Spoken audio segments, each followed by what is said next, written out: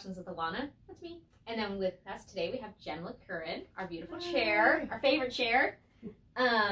So for this one we are talking about your video work. Yes. Foreshore Passage. Foreshore Passage. Yes. It's a good name. Fits a video very well. So because it's a video piece, we're going to kind of angle our questions that way. For our first question, what do you see the differences for you choreographing for video versus choreographing for stage? Yeah, I think the biggest thing is the amount of choreography you need. Yeah. So when I first started doing some video for film, I remember having so much movement, and I still probably do this, but in general, there's so many different things that you can see with the camera angle that changes movement that you don't need as much choreography. In fact, some of my best pieces have been more in like one phrase and then utilizing it in many different ways. Yeah. So if you're going to choreograph for film, I would definitely say don't feel like you have to have the same quantity, even if you're looking for the same length piece. So a 3-minute piece on stage is very different than choreographing for a 3-minute piece on film. And then also just how you look at the body in terms of movement.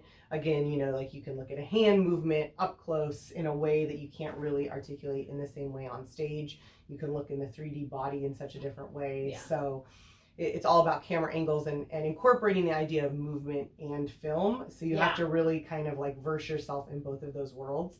Usually choreographers struggle because they don't have that film background, and film people don't know how to look at movement in that way. So it's great if you can collaborate with someone, but if not, you just have to kind of dive in. And now with cell phones, it's so easy to just delete footage that doesn't like look at, oh, that's not interesting, like done, get rid of it. Versus when you're using real film and you're like, oh, that was money that I just threw away. Cut it out.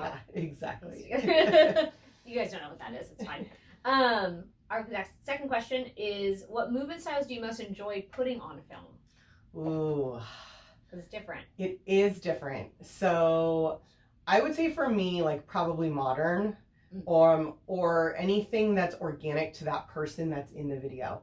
So being true to themselves, like if I'm going to put, like it would be really hard to put ballet movement on someone who's not a ballet dancer and then videotape them, because it's really going to show all those imperfections. So someone has to feel really comfortable with the movement qualities you're giving them, and also be comfortable in the space in which they are. Yeah. So you have to adapt that. So like having dancers in sneakers when they're outside versus like barefoot on concrete, or you know, things like that. So thinking about how that alters the movement for them and what that's going to look like on your film, and like, do you want sneakers, or is that like going to ruin the line? You know, all of those good things. And that doesn't mean it should limit you. Like you could do point on sand if that's what you want to do, but having the dancer like practice in that space and understand what that feels like right before you film them would be key. Yeah, definitely. So we already asked this, but we'll kind of dive into it a little bit more. What benefits do you see for the students taking dance classes in an academic setting, specifically here? What benefits do you see them getting? I mean, I think for them, one is getting a wide variety of teachers, lots of different times that may not be offered at like a studio. Like you may be able to take a class here at 1 o'clock in the afternoon, which wouldn't be as common. And I think also having a clear syllabi and like going in knowing what you're going to learn and how you're going to learn it.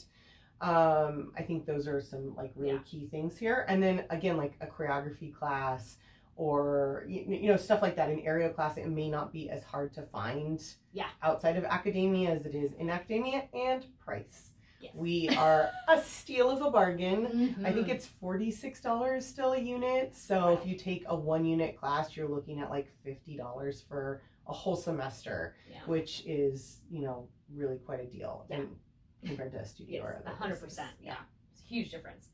So diving into the piece, tell us a little bit about the storyline or the idea behind Foreshore Passages. Okay, so this piece, originally my idea was that they were literally just traveling from the beach into the ocean. Ooh. And they were supposed to start up on a cliff and like come down, and then foreshore is the area between the beach and the sea. So they're supposed to pass through that and go into the sea. Now, of course, the day we're filming, the only day that week during spring break, we get to school and it is like completely fogged and like can't see your hand in front of you. And I was like, oh my goodness. So I had this beautiful location picked out, and of course there's a cliff, but when we get there, you can't see the ocean from the cliff. You can't do any of it. it just like was totally not ideal. So I immediately was like, okay, I have to like rethink this whole thing. Yeah. So we kind of ixnayed this whole like passage down from the cliff idea and just went straight to beach, rocks, ocean, out. Then it also was cold, which we knew was going to be cold, but probably not quite as cold again with the fog. And I kept hoping that the fog was going to burn off. Did not burn off.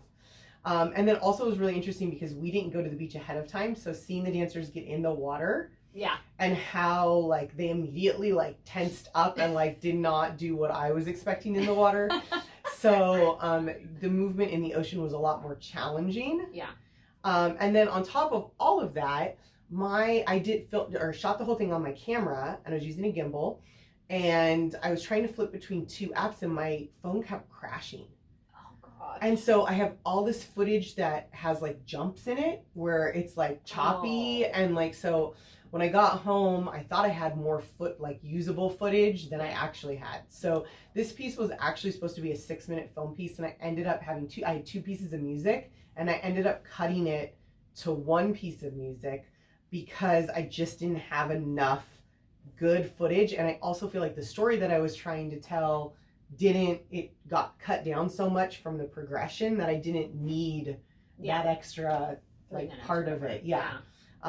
So it kind of worked out. Color correction again was like my nightmare. Working outside with that was particularly challenging to get the colors to look natural because it just wasn't. So foggy. And then we started early in the morning. We got there around 6:45, 7.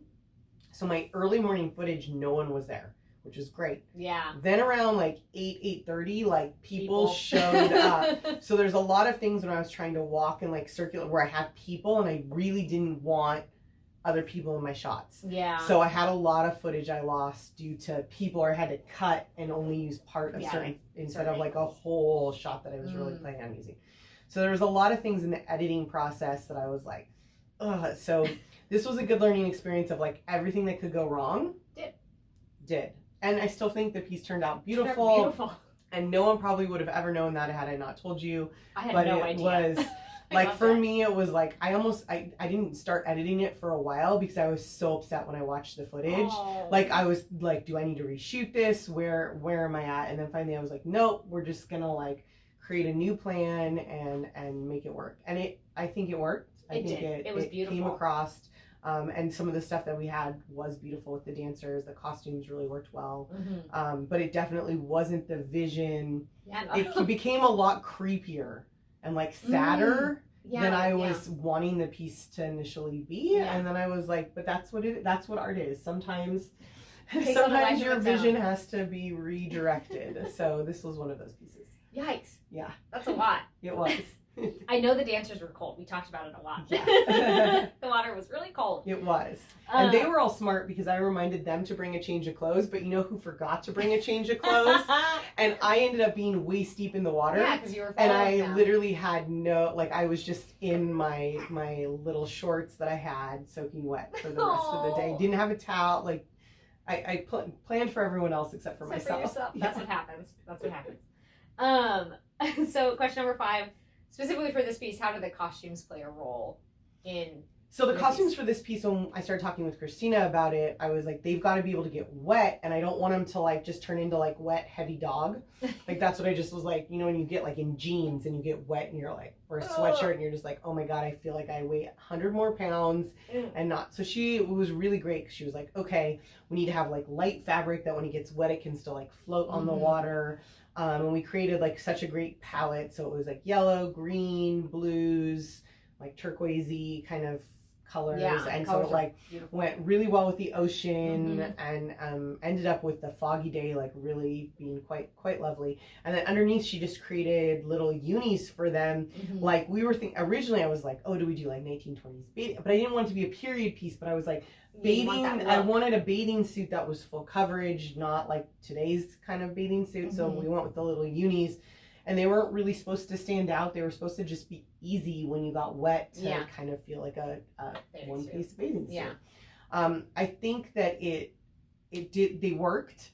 Ironically, they got sand in them in like funny places, but they cleaned up, and we were able to use them for a second video shoot. So you'll see those costumes, or at least the overshells, in another piece coming this summer. If you're coming summer 22. So you can look for that, and I think there'll be ones that we could repurpose again and use, because they were really lovely in terms of like how they move through space. Yeah, they just move really nice. Yeah, you kind of got like a wave like feeling from them as they were going into the water. There was so much movement, and it was really pretty. Yeah. So any advice for students wanting to do video pieces with us or stage work with us? Any advice for how they can get involved? Well, one, when we're going to offer choreography in spring of 23, so sign up for choreography class. There will be a film component to that, because at this point I feel like that's just so important. Yes. But I mean, really, just if you're interested in choreography at all, just doing it. Yeah. Like creating it, and in this day and age, just if you have a phone, videotaping yourself, sharing it, putting it up on social. You can come ask me or Alona to like check it out, see what you've done, your peers. I think just putting yourself out there is probably like the hardest thing, but also the first step. And then I guess my biggest advice would be to try not to judge yourself.